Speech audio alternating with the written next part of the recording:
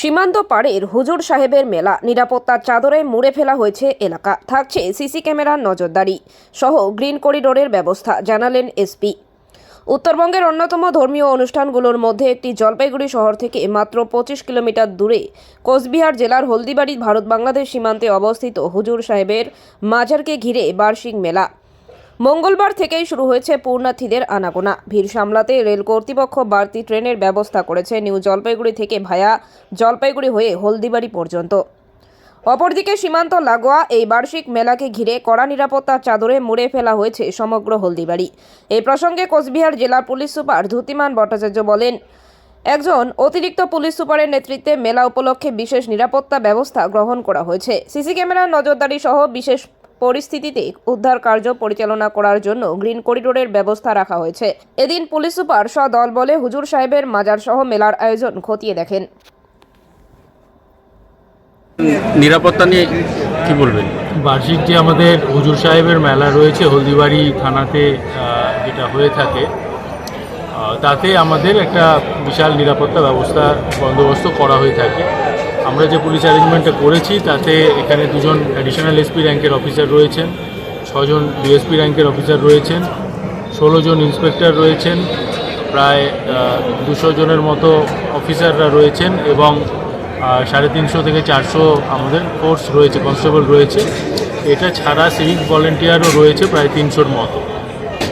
এছাড়া আমাদের বিভিন্ন জায়গা নিরাপত্তার স্বার্থে পুরোটা আমাদের সিসিটিভি কভারেজের মধ্যে রয়েছে। সেই সিসিটিভি ফুটেজ আমরা দেখছি এবং যাতে এখানে সুন্দরভাবে মানুষজন ঘুরতে পারে তার জন্য আমরা গাড়ি ঘোড়া এখানে ভিতরে ঢোকানোটা বন্ধ করেছি। তার জন্য আমাদের বিভিন্ন জায়গায় ড্রপ গেট করা হয়েছে।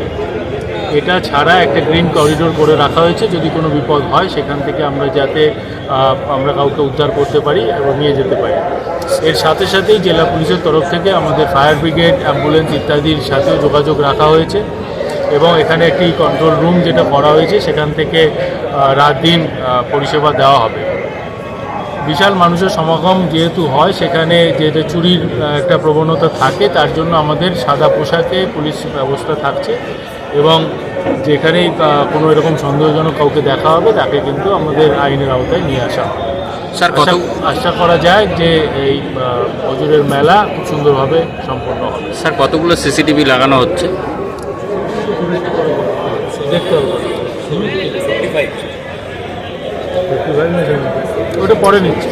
স্যার, বলছিলাম যে সাথে চলছে মাধ্যমিক পরীক্ষা। মাধ্যমিক পরীক্ষার্থীদের জন্য কি কি নিরাপত্তামূলক অবলম্বন করা হয়েছে? মাধ্যমিকের জন্য এখানে যেটা বলা হয়েছে, কমিটির সাথে আগেই করা হয়েছে যাতে মাইক না বাজানো হয় এবং যারা আমাদের ট্রাফিক বন্দোবস্ত জোরদার থাকছে যাতে কোনো মাধ্যমিক পরীক্ষার্থীর এই এলাকা থেকে যেতে বা আসতে অসুবিধা না হয়। স্যার, টোটো এবং যে গাড়ি রয়েছে সেগুলো কিভাবে চলাচল করবে? টোটো আজকে যেগুলো দেখছেন তারা মাল নিয়ে এসছে, কিন্তু কালকে থেকে এটা থাকবে না। কালকে থেকে এগুলো বন্ধ করে দেওয়া হবে, ভিতরে টোটো বা এইসব চলাচল করা যাবে। স্যার, আজকে আমরা দেখছি আগামীকালকে শুরু হচ্ছে মেলা, কিন্তু এখনো পর্যন্ত ধূপকাঠি এবং মোমবাতি প্রজ্বলন চলছে। তো মেলার দিনগুলো কি একদম বন্ধ থাকবে না এরকমই থাকবে? আমি বলতে পারবো, এটা কমিটি